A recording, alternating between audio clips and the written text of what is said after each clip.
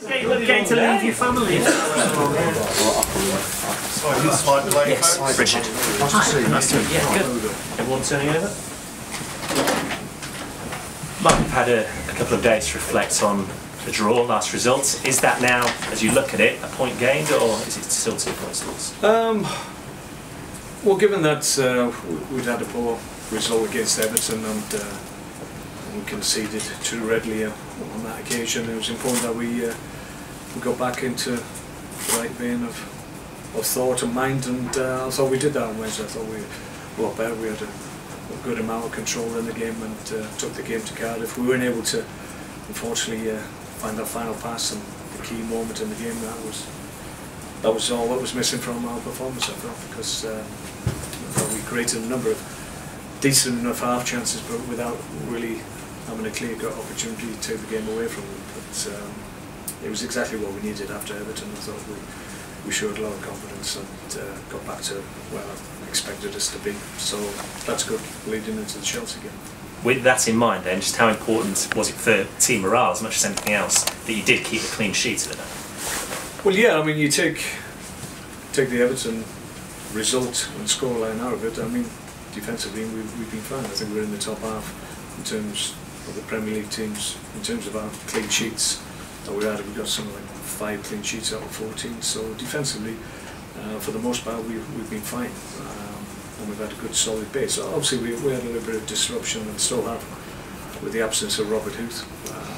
So you could argue that had an effect in terms of the scoreline at Everton. But Mark Wilson, I thought, came in and did a really good job midweek. I'm really pleased with his performance. So in terms of morale, we're back where we need to be. Chelsea's a big test, obviously, because at the moment they seem to be scoring lots of goals and they have obviously lots of options in terms of personnel. Very difficult to second guess which way they'll go, because they have any number of combinations of players that will cause you a problem. So you have to wait until Jose actually puts his team sheet in to know definitively who you're going to be up against. So in terms of preparation, it's a tough call, but the easy part is knowing that you're going to go up against quality players that will test you.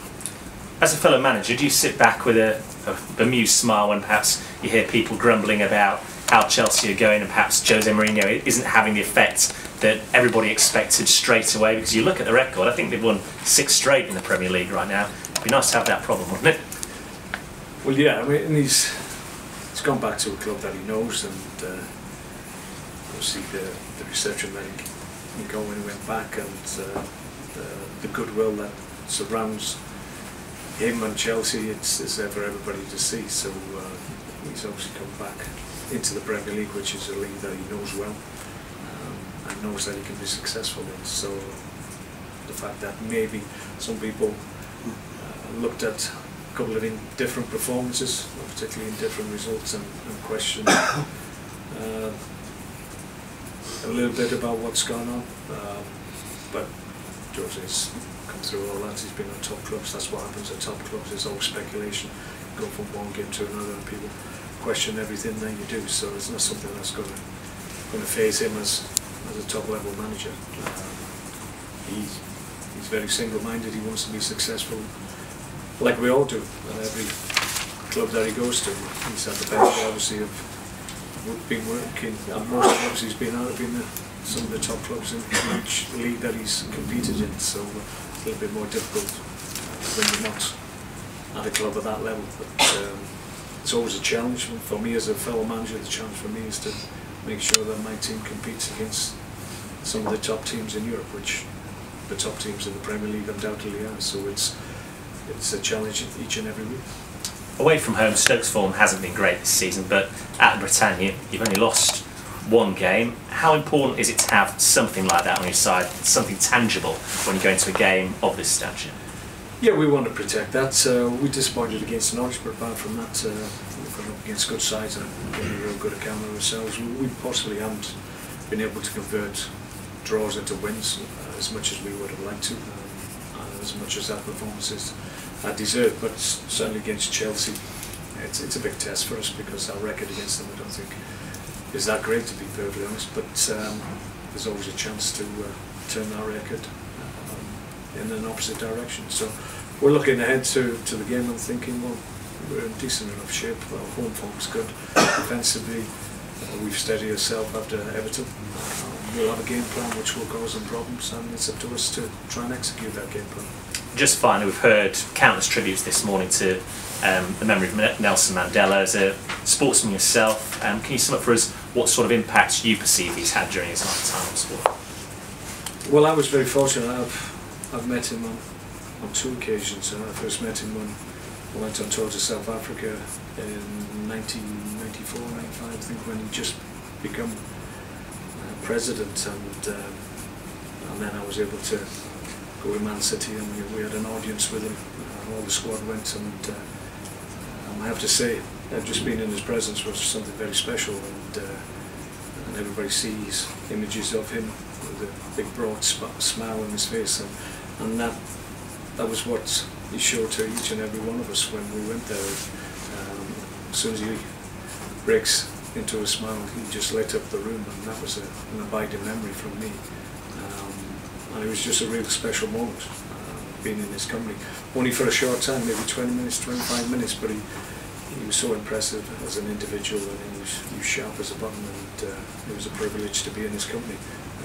And he affected a lot of people in an emotional way. A lot of people had a tear in the eye when they actually left the room. So that was the effect that he could have on people.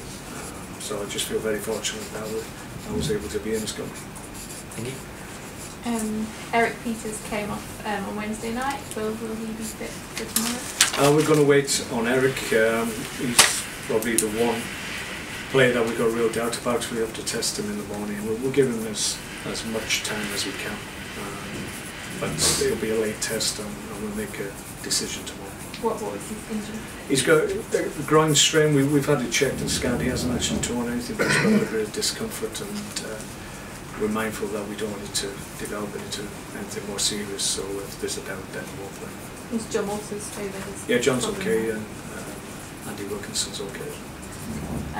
You talked there about the home record. The Britannia Stadium's always been renowned as a place that the big teams have come and have found it difficult. How important is that for you to stamp that? Yeah, we've got to do that against Chelsea. We've got to make it really difficult for them. They're a good team, but it's about to be able to get the crowd with us. Then we have to give them something to cheer, and we've got to get momentum in our play, and we've got to have sustained pressure. And if we can do that, then, as everybody knows, that Britannia's a fearsome place when you come and when the crowd's in that vein of thought, and but that's as a consequence of how we play. So we've got to play well and make sure that the crowd are uplifted by what they're seeing from us, and drive us on. If we can do that, then Chelsea know that they're going to be difficult for them. Could I just ask a couple more? What's your squad selection issues, if any, this weekend? Eric Peters is the main doubt. Johnny Walters is recovered and available. Andy Wilkinson will be okay as well.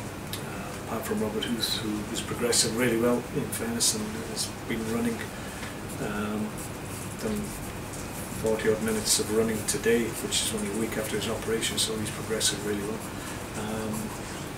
Apart from him, Matthew Eddington, defence, has got an issue with his back, so he won't be available. But that's it, I think. So Eric Peters is the main one that we have a doubt about. And just one thing, it's 14 league games without a win, as you know. I think the last time Stoke beat Chelsea in the league, I don't think you'd even started playing. It's that long ago. Right. Okay. Does that play into your pre-match team talk, that kind of thing, or do you just ignore that kind of history? You can use it, those stats, if they're in your favour as a positive, but if they're negative, you probably skirt around them. So I don't think I'll mention that fact before the game. I think we have to focus on the future and not look too much at the past, and that's what we'll try and do. They're a good team, we acknowledge that, but we're going to have a real go with them. I think we've come through a difficult situation last weekend, and we want to show that we're moving in the right direction. Thank you. Good enough. Okay. Cheers, Marcus.